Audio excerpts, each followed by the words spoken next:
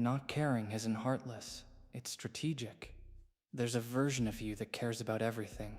Every opinion, every criticism, every slight, every outcome. That version of you is exhausted, anxious, constantly reacting, emotionally drained. Then there's another version, the one who's learned to not care. Not because they're cold, not because they're cruel, but because they understand that most things simply aren't worth their emotional energy. That's stoicism, and it's not about being emotionless. It's about being selective with your emotions. This is about understanding the difference between detachment and coldness, and why one makes you powerful, while the other just makes you empty. Let me clarify what detachment actually is. Detachment isn't not feeling. It's not letting feelings control you. It's the difference between I don't care about anything and I don't let irrelevant things affect me. Cold people shut down emotionally because they're afraid of being hurt. They build walls. They disconnect completely. Detached people remain connected but unbothered. They care deeply about what matters, but they're completely indifferent to what doesn't. That's a critical distinction. A cold person says, I don't care about anyone or anything. A detached person says, I care about my values, my goals, my loved ones. Everything else is noise. Cold is defensive. Detachment is strategic. Cold is running away from emotion. Detachment is choosing which emotions deserve your energy. And that choice is what separates the weak from the strong. Here's why caring too much makes you weak. When you care about everything, you have no protection. Every criticism wounds you. Every setback devastates you. Every opinion pulls you in a different direction. You become a puppet, not to one master, but to thousands. Random people's opinions control your mood. Minor setbacks ruin your day. Small criticisms shake your confidence. That's not strength. That's being at the mercy of external circumstances. But when you stop caring about things that don't matter, something shifts.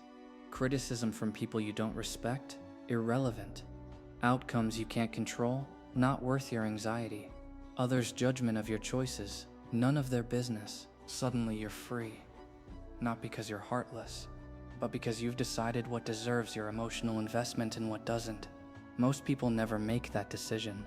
They let the world decide for them. And the world will gladly drain every drop of emotional energy you have. Now watch how Ayanokoji embodies strategic detachment. Throughout Classroom of the Elite, he cares deeply about certain things. His goals, his freedom, his own definition of success. But he doesn't care about most of what happens around him. Someone insults him, he's unbothered. Not because he's cold, but because their opinion is irrelevant to his objectives. Someone tries to manipulate him emotionally, doesn't work, not because he can't feel, but because he's chosen not to let external manipulation affect him. He's watching a classmate struggle. He might help if it serves his purpose, but he's not emotionally invested in their drama. That's detachment. He cares about what matters to him. Everything else gets exactly zero emotional energy. And because he's not wasting energy on irrelevant things, he has more power for what actually matters. That's the secret. It's not about caring less. It's about caring strategically. So here are the 6 principles of Stoic not caring. First principle, you can't control outcomes, only your response to them. Stop caring about results you can't control. Someone doesn't like you? You can't control that. A project fails despite your best effort? You can't control every variable.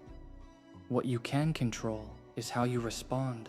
With grace, with learning, with detachment. Care about your effort, not about outcomes you can't dictate. Second principle, other people's opinions are not your responsibility. Someone thinks you're arrogant? That's their perception, not your problem. Someone judges your choices? They're living their life, you're living yours.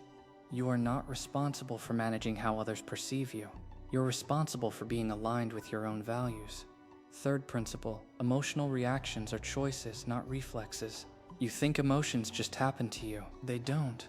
There's a gap between stimulus and response. Someone criticizes you. That's the stimulus. Your hurt feelings? That's your chosen response. You can choose differently. You can choose not to care. Not because you're heartless, but because you recognize that their criticism doesn't define you. Fourth principle, energy is finite. Invest it wisely. You have limited emotional energy every day.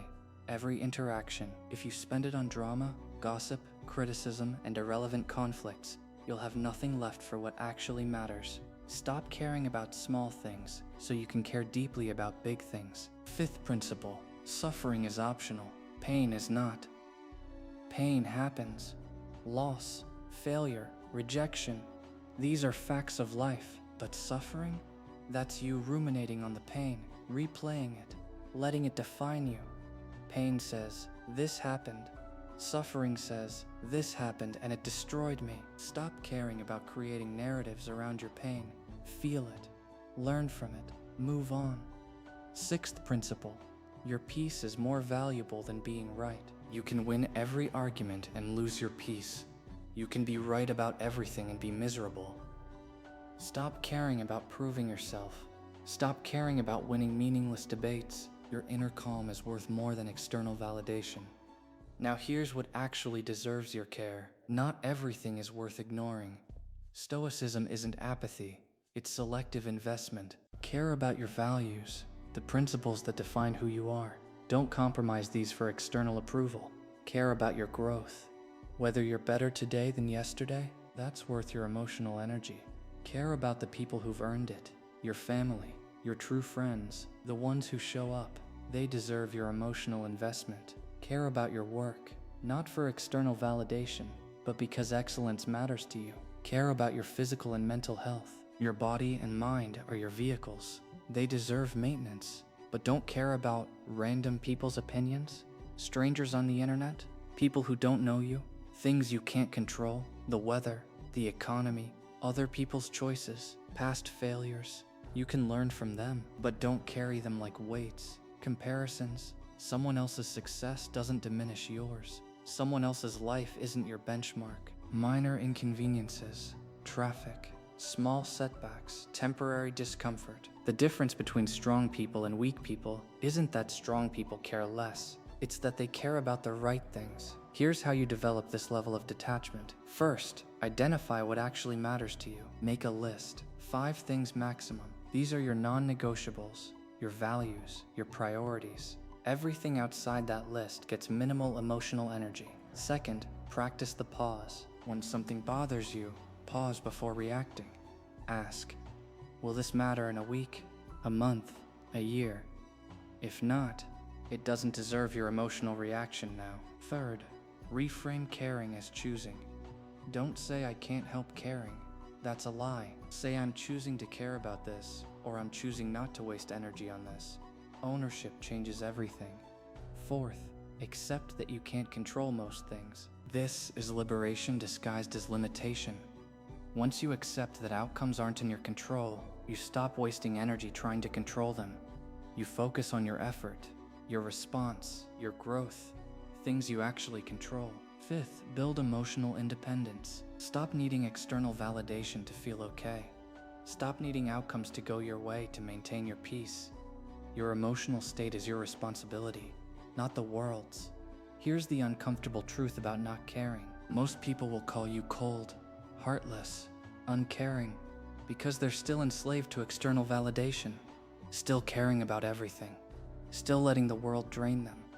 And your freedom threatens them. When you stop caring about their drama, they feel rejected. When you don't react to their provocations, they feel powerless. When you remain calm while they're emotional, they feel exposed. So they'll call you cold. It's projection. But here's what they don't understand. You're not cold, you're selective. You care deeply about your values, your growth, your loved ones. You're just not wasting energy on noise. That's not heartless, that's wisdom. That's stoicism, not the absence of emotion, but the mastery of it. So here's what you need to remember. Not caring isn't about shutting down. It's about choosing what gets your energy. The world will try to make you care about everything.